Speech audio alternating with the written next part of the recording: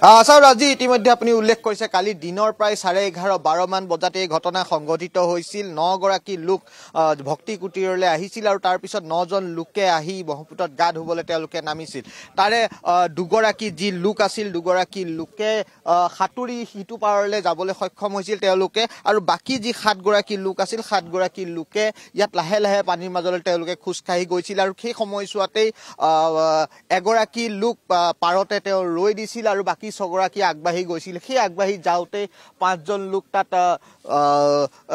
পানীত সোমাই পৰিছিল। এজন লোকে সাঁতুৰি তেওঁ যেনে তেনে ৰক্ষা পৰিছিল আৰু বাকী 5জন তেতিয়াৰ পৰা সন্ধানহীন হৈ আছে। আৰু তাৰ পিছতে NDRFক স্থানীয় লোকে খবৰ দিছিল, আৰক্ষীক খবৰ দিছিল আৰু প্ৰশাসন আৰু NDRFে আহি ইয়াত অভিযান প্ৰায় 2টা বজাৰ পৰা আৰম্ভ কৰিছিল। কিন্তু সন্ধিয়া ভাগলৈকে যি অভিযান আছিল সেই অভিযান চলোৱাৰ পিছতো সন্ধান উলিয়াবলৈ সক্ষম নহল। তাৰ মূলত কাৰণ আছিল যে বহু সময়লৈকে কোন স্থানৰ পৰা আচলতে গৈছিল সেই স্থানটো NDRFে জানিবলৈ সক্ষম হোৱা নাছিল। আৰু পৰৱৰ্তী সময়ত যেতিয়া যি ইয়াত প্ৰত্যক্ষদৰ্শী আছিল বা যিসকল লোক 4 গৰাকী লোক যি জীৱিত অৱস্থাত উদ্ধাৰ হৈছিল সেই লোক কেইগৰাকী NDRFৰ লগত কথা পতিয়াই দিয়া হৈছিল আৰু তেওঁলোকে যেতিয়া দেখুৱাই দিছিল তাৰ পিছত তেওঁলোকে সেই স্থানসমূহত অভিযান চলাইছিল। বৰ্তমানৰ টিভি স্ক্ৰীণত দেখিছে NDRFৰ 5খনকৈ যি ৰাবাৰ বোট আছে 5খন ৰাবাৰ বোটে অভিযান চলাই আছে। আজি পুৱাৰ ভাগত যেতিয়া অভিযান চলাইছিল প্ৰায়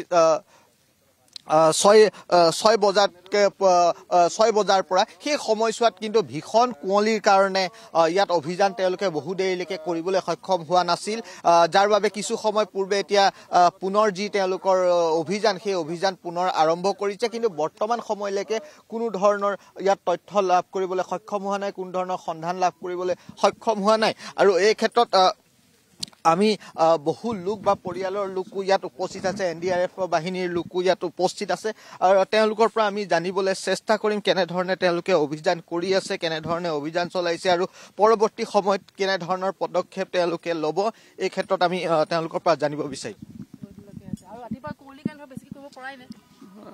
ৰাতিপুৱা আমি 7:30 পৰা ষ্টাৰ্ট কৰিছোঁ, বৰ্তমানলৈকে আমি কোনো সংহত পোৱা নাই। পাণ্ডুপা মাৰিছোঁ এইটো ঠিক আছে। হ'ব আমি দেখোঁ হয় দিয়ক, কুঁৱলীৰ কাৰণে আমি বহুত অসুবিধা পাইছোঁ। এতিয়া যিহেতু ৰ'দটো দিলে এতিয়া আমি চাৰ্চ এণ্ড ৰেস্কিউ অপাৰেশ্যন কৰিব পাৰিম। এতিয়া ক্লিয়াৰ হৈ আছে। তেতিয়া আমাক মানে দেখাত হেৰি হৈছিল, প্ৰব্লেম হৈছিল, আমি ভালদৰে কৰিব পৰা নাছিলোঁ। এতিয়া আমি নাওলৈ যাই এই জাগাটো লোকেশ্যনটো ভালকৈ ওলাই কিনি তাত আমি ডিপ ডাইভিং কৰিম, তলত পানীৰ তলত চাৰ্চ কৰিম। এনেকুৱা আমাক এটা জাগা দেখুৱাই দিছে, সেই জাগাত আমি বাঁহডাল পুতি দিছোঁ, তাৰে পৰা আমি আমাৰ কাম অপাৰেশ্যন আৰম্ভ কৰিম, ডিপ ডাইভিং আৰম্ভ কৰিম। এতিয়া ডাইভিং হ'ব।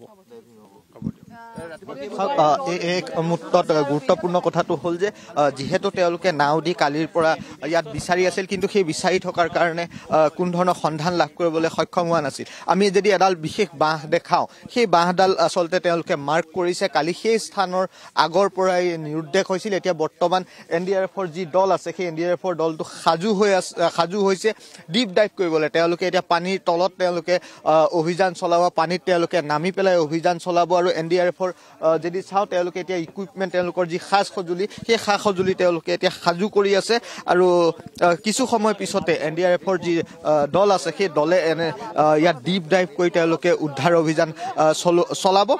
যিহেতু এতিয়া ৰ'দ আহিছে আৰু যি ৰ'দ অহাৰ কাৰণে এতিয়া কুঁৱলী আঁতৰি গৈছে আৰু আঁতৰাৰ কাৰণে তেওঁলোকে এতিয়া ডিপ ডাইভ কৰিব পানীৰ তলত অভিযান চলাব। আৰু আশা কৰা হৈছে যে যি স্থানত তেওঁলোকে দেখুৱাইছিল সেই স্থানত তেওঁলোকে উদ্ধাৰ কৰিবলৈ সক্ষম হ'ব। এনেধৰণে এতিয়া NDRFৰ দল বিশেষকৈ 5খনকৈ ৰাবাৰ বোট ইয়াত ডিপ ডাইভাৰো NDRFৰ ইয়াত আহিছে আৰু ডিপ ডাইভাৰে এতিয়া নামি ইয়াত তেওঁলোকৰ যি অভিযান সেই অভিযান ইয়াত চলাব আৰু ইতিমধ্যে সাজু হৈছে NDRFৰ যি দল। আৰু NDRFৰ দল এতিয়া পানীত যিসমূহ য'ত হৈছে পাণ্ডুৰ পৰা আৰম্ভ কৰি তেওঁলোকে আজি পুৱাৰ ভাগত পাণ্ডুৰ পৰা আৰম্ভ কৰিছে, কাৰণ এই গোটেই যেতিয়া ঘটনা হৈছিল হয়তো পানীৰ সোঁতত পৰি আগবাঢ়ি গৈছিল বা উটি যোৱাৰ সম্ভাৱনা আছিল, যাৰ বাবে পাণ্ডুলৈকে তেওঁলোকে চলাইছিল। কালি উমানন্দলৈকে য'ত ঘটনা সংঘটিত হৈছিল তাৰ পৰা 2 কিলোমিটাৰ দূৰ পৰ্যন্ত উমানন্দ মন্দিৰৰ সমীপলৈকে তেওঁলোকে অভিযান চলাইছিল কালিৰ দিনটোত। আজি পাণ্ডুৰ পৰা অভিযান চলাই আহিছিল আৰু কিন্তু এতিয়ালৈকে সফল হ'ব পৰা নাই, যাৰ বাবে এতিয়া ডিপ ডাইভ কৰিবলৈ সাজু হৈছে NDRFৰ যি উদ্ধাৰকাৰী দল সেই উদ্ধাৰকাৰী দল ৰাজদীপ নিশ্চয়কৈ আপোনাক এই মুহূৰ্তত ধন্যবাদ জ্ঞাপন কৰিছোঁ সবিশেষ জনোৱাৰ বাবে ঋত্বিক কৌশিক